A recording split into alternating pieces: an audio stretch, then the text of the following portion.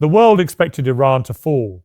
Cities under fire, skies blackened with smoke, sanctions choking every breath of the economy. This was supposed to be the end. But what they didn't understand was that Iran's strength was never just in its weapons, its missiles, or its politics. It was in something far older, far deeper, something no drone could destroy, no propaganda could silence, and no army could break. It was faith.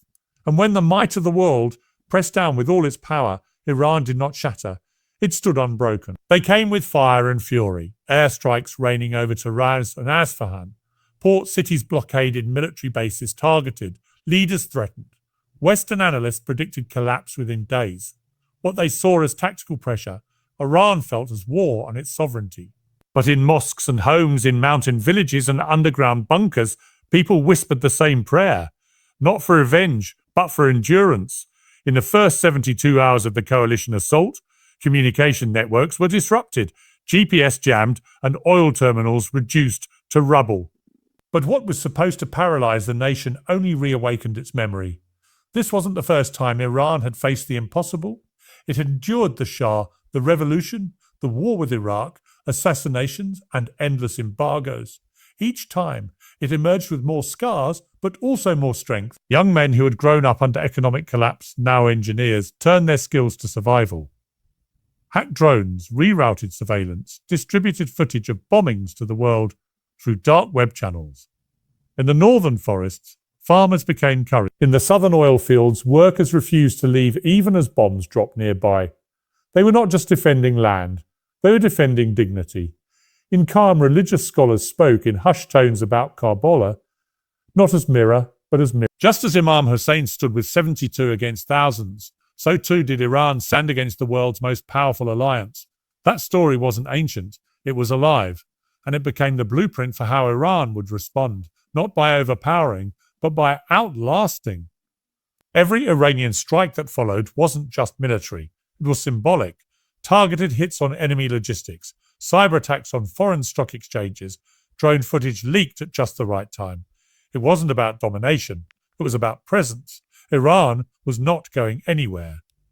In one hospital on the edge of Avars, a nurse stayed 3 days without sleep, treating burns with no water or power. She whispered to every child, "You are stronger than the bombs." In a school partially destroyed in Tabriz, teachers held classes in courtyards, writing lessons in dust. This wasn't just defiance, this was identity. International media showed fire, rubble and screaming sirens, but they missed the silence in Iran's soul. A silence not of fear, but of certainty.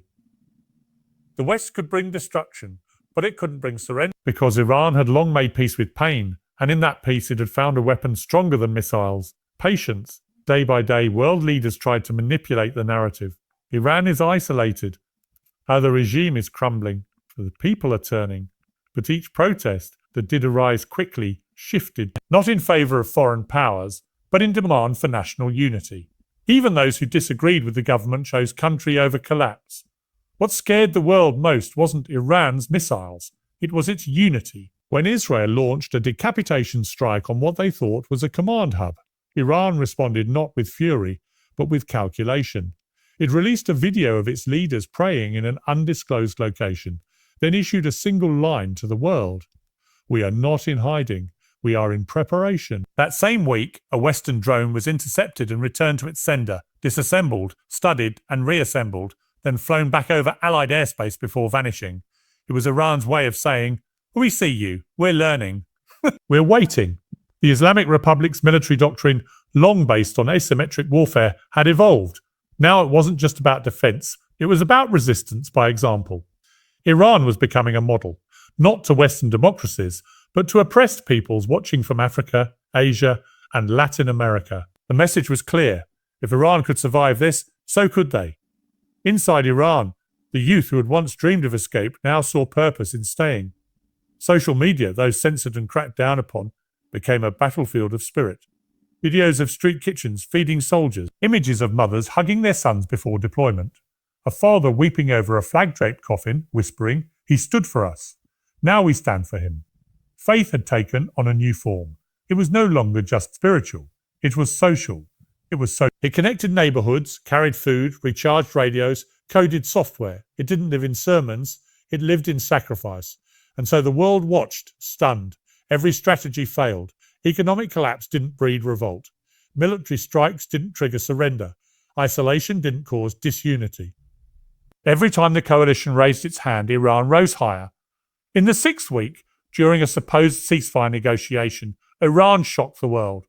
Not with a new weapon, but with an invitation. It invited foreign journalists to walk the streets of bombed cities, unfiltered. What they saw wasn't a country on its knees. It was children sweeping the streets, artists painting walls, imams giving blood at donation centres. It was a people who had accepted suffering but refused submission. Back-channeled talks began. Western diplomats started whispering a word they hadn't dared before. Resilience. The goal was no longer victory, it was damage control. They had underestimated something ancient.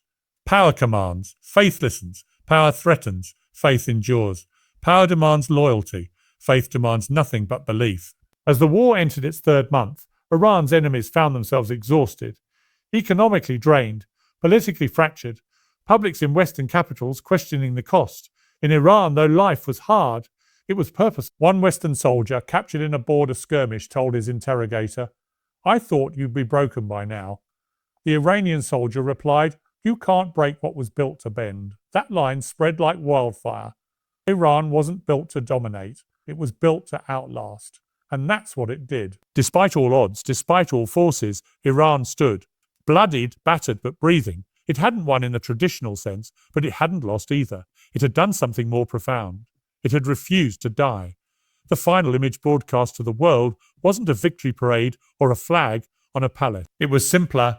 A boy in a bombed-out alley reading a book, a girl with a bandaged arm watering a cracked rose bush, an old man praying by the ruins of his mosque. The message was unmistakable. Faith had defeated power, and Iran stood unbroken. When the bombs stopped falling for a moment, the silence wasn't relief, it was resolve. Tehran's skyline may have changed, but its spirit remained. Burned buildings became symbols, streets renamed after martyrs, cracks in the walls became veins of a living resistance.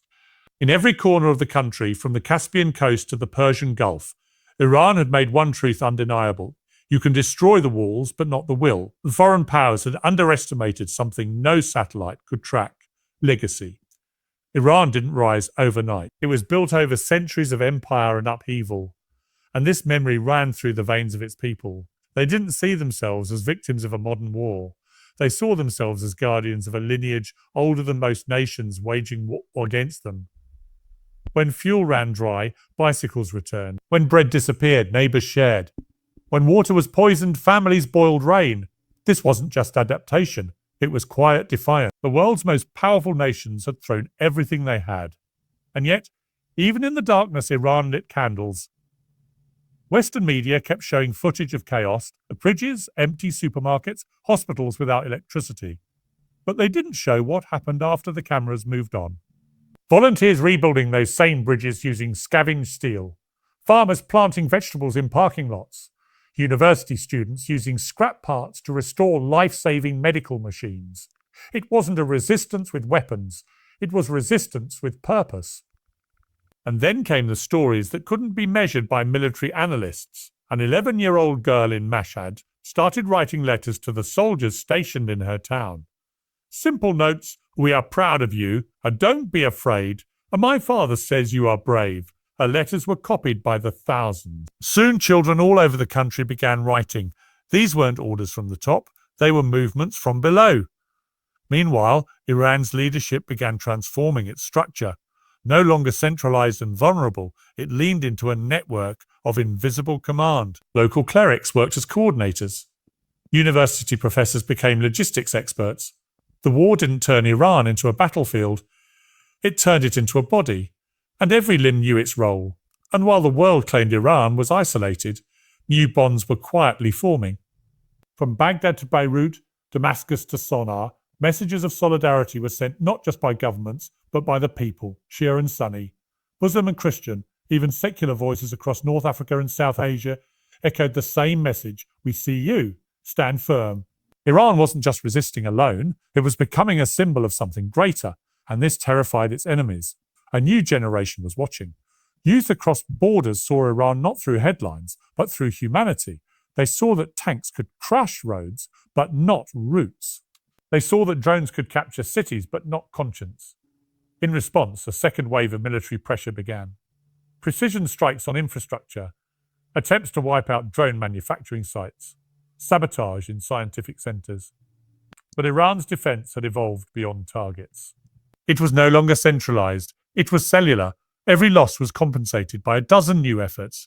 Every destroyed lab gave rise to underground initiatives. And all the while, the people kept moving. They called it the silent surge. No marches, no social media boasts. Just thousands of people waking up, refusing to run, refusing to quit. A grandmother in Yazd hand-washed bandages for frontline medics. A blind teacher in Tehran conducted nightly classes underground, saying, "They can bomb the schools, but they can't erase the knowledge." Faith was not an abstract idea anymore. It was daily discipline. Across military lines, even adversaries began to question their mission. A leaked recording from a foreign soldier admitted, "They don't fight us with hatred. They fight us with love for their land." I've never seen anything like it. This kind of resistance was harder to destroy than bunkers. Then came one of the boldest moves yet. Iran released a document, not a threat, not a weapon, but a declaration. It wasn't about war, it was about survival. It listed every village, town and city attacked, every child killed, every grandmother who died due to a lack of medicine. And at the bottom, just one sentence: "We remember everything." The world responded with calls for ceasefire. But for Iran, this wasn't enough. It didn't just want peace, it wanted justice. And justice to Iran wasn't revenge, it was recognition. It was recognition. Faith had brought Iran to this point, and it was faith that carried it further. In the 8th week, an earthquake struck near the city of Kerman. Already devastated by war, the people had nothing left to give. Yet the very next morning, hundreds showed up with blankets, food, and their bare hands. A soldier put down his weapon to dig through rubble. A woman handed her last bottle of water to a stranger. Even in nature's fury, unity only. They began to realize they were fighting a people, not just a government, and people cannot be bombed into silence forever. Iran, on the other hand, found strange clarity in chaos. In the heart of war, it rediscovered its soul. The mosques echoed not with hate, but with hope. Sermons called not for vengeance, but for vision. One day, a cleric said in a battered mosque in Kazvin, "We will build more than we lost, and we will forgive those who made us suffer, because we refuse to become like them." This was Iran's most powerful weapon, the ability to absorb pain and transform it into purpose. The world had brought fire, but Iran brought light.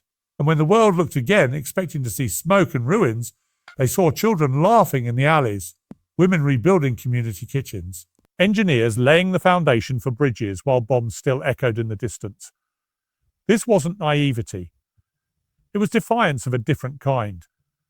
Because Iran understood that true strength isn't measured by what you destroy, but what you preserve. And so, as ceasefire talks resumed, this time with sincerity, something remarkable happened. Iran didn't gloat. It didn't claim victory. It didn't parade its defiance. It simply stood, scarred but upright, and said to the world, "We are still here," and that was enough. The world had seen firestorms, sanctions, assassinations, and sabotage. Yet when the smoke began to clear, Iran still breathed. Not louder, but deeper. Not triumphant, but unshaken. And the question began to echo across continents, in war rooms and newsrooms alike. How did they endure? The answer was never in strategy alone. It was in the quiet acts no missile could intercept. A mother fasting to feed her children. A soldier refusing to fire on his own people. A baker who gave away his last loaf because someone else had further to walk. The foreign powers came with precision, with predictions, with pride. But Iran has something else. Conviction. In the international sphere, something unexpected began to shift.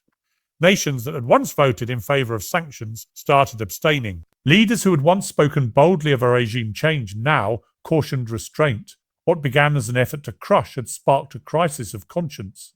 What if Iran wasn't the villain? What if it was a mirror? Inside Iran, this shift was felt, but not celebrated. The people didn't want sympathy. They wanted sovereignty. They didn't want pity. They wanted peace that didn't require submission. The youth, once mocked for their naive nationalism, were now the architects of resistance. Coders in Karaj, designers in Tabriz, medics in Zahedan. Their work spoke louder than any general's orders. Iran wasn't just surviving, it was evolving. Drone warfare wasn't just retaliatory, It became self-sufficient. Where once they imported, now they innovated.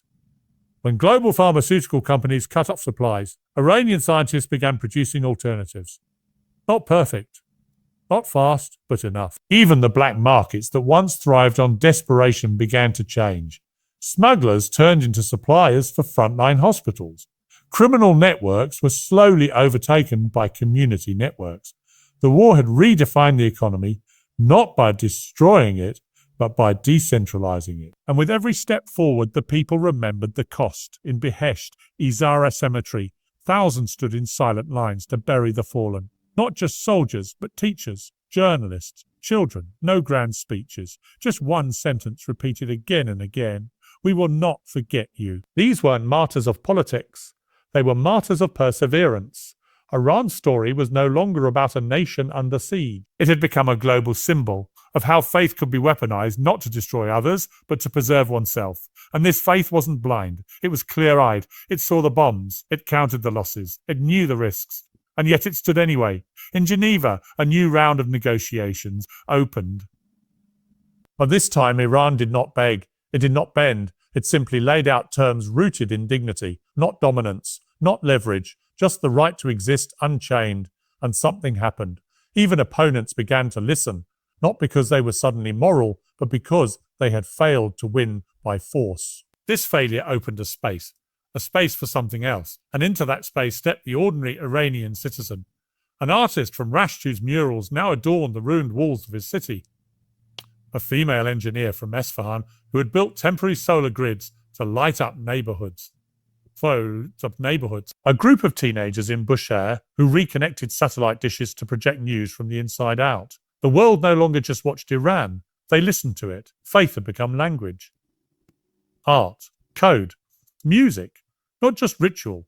And with this came a renaissance of sorts. In the quiet corners of destruction, Iran's thinkers, poets and builders emerged, not to boast, but to rebuild. Every destroyed library became an open-air bookstand. Every mosque bombed was turned into a shelter. Iran was not waiting to be saved. It was saving itself. And through all of this, the world's power structure, used to demanding obedience, realized something horrifying. Iran could not be controlled, not because of its weapons, but because of its people. A people who had found a reason to suffer, a purpose to rebuild, a future beyond fear. The West came expecting submission. What they met was sacrifice. They thought bombs would silence, but bombs gave rise to ballads. They thought hunger would breed hate, but hunger awakened hospitality. In time, Iran's voice returned to the world stage, not through its government alone, but through its people, exiles and citizens, clerics and rebels, together not in unity of opinion, but unity of endurance. And the world began to ask again, not how is Iran still standing, but what do we do now? Because Iran had forced a reckoning. A rethinking of war, a rethinking of power, a rethinking of faith, not as superstition, but as structure, not as doctrine, but as defiance. As the months passed and weapons were lowered, one thing remained unchanged: the faces of the Iranian people. Tired, yes, grieving absolutely, but proud. Not because they had defeated an empire, but because they had not been defeated by one. And so the final words, spoken by a child interviewed outside a broken school in southern Iran, echoed across the globe. And when the world looked away, certain it had crushed a nation, Iran stood quietly in the dust, unbroken and unbowed, whispering to history itself, "You can burn our cities, but you will never burn our courage."